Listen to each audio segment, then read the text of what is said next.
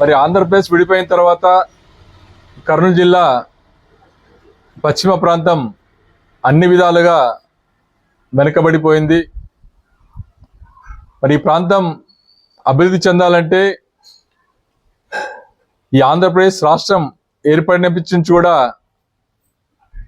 ఆదోనికి ఇప్పటి వరకు కూడా మంత్రి పదవి కేటాయించలేదు.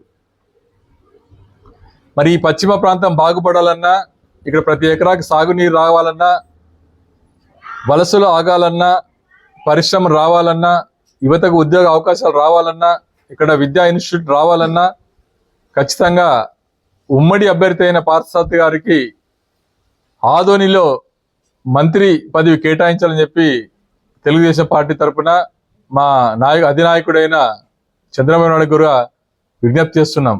ఎందుకంటే ఆయన కూడా చెప్పండి, మా దగ్గర ఈ ప్రాంతాన్ని ఎలాగైనా డెవలప్ చేయాలి, కేంద్ర ప్రభుత్వం సహకారం అవసరం కాబట్టి అటు కేంద్ర ప్రభుత్వం కూడా సన్నిహిత సంబంధాలు ఉన్న వ్యక్తి మరి పార్థసారథి గారు.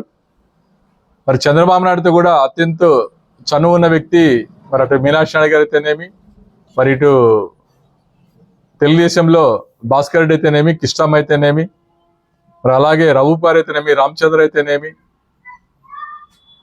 నేనైతేనేమి, సలీం అయితేనేమి కూడా అందరూ సమిష్టిగా ఇక్కడ విజయానికి కృషి చేశాం. ఉమ్మడి అభ్యర్థి అయిన బీజేపీ, తెలుగుదేశం, జనసేన అభ్యర్థి అయిన పార్థసారథి గారు అందరి సహకారంతో ఈ ప్రాంతాన్ని అభివృద్ధి చేస్తారని ఆశిస్తున్నాం. ఎందుకంటే అటు తెలుగుదేశం ఇన్ఛార్జ్ అయిన మీనాక్షి గారు కానీ, భాస్కర్ రెడ్డి కానీ, రఘు కానీ, రామచంద్రన్ కానీ, అలాగే కిష్టమ్మ కానీ, సలీం కానీ కృషి చేశారు. తెలుగుదేశం పార్టీ నేను కూడా కృషి చేశాం. అందులో భాగంగా నాయకులు కూడా చాలా మంది కృషి చేశారు. దీని వెనుక వెనుక కూడా చాలా మంది నాయకులు ఉన్నారు. మరి అలాగే జనసేన పార్టీ తరఫున మల్లప్ప గారు కూడా తాను విశేషమైన కృషి చేసి ఏ స్వార్థం లేకుండా ఆయన గెలుపు బాటలో పయనించాడు కాబట్టి ఆయన కూడా ధన్యవాదాలు తెలియజేసుకుంటున్నాం.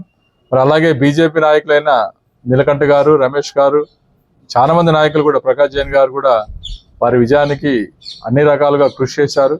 నాగరాజు గౌడ్ అయితేనేమో అందరూ కూడా, మరి వాళ్ళందరూ కూడా సమిష్టిగా ఒక ఉమ్మడి సమావేశం నిర్వహించి ఆదోని ప్రజల ఆకాంక్ష మేరకు ఈ ప్రాంతాన్ని అభివృద్ధి చేయడానికి అన్ని విధాలుగా ముందుంటామని చెప్పి కూడా ఈరోజు పత్రికా విలేకరుల సందర్భంగా తెలియజేస్తున్నాం.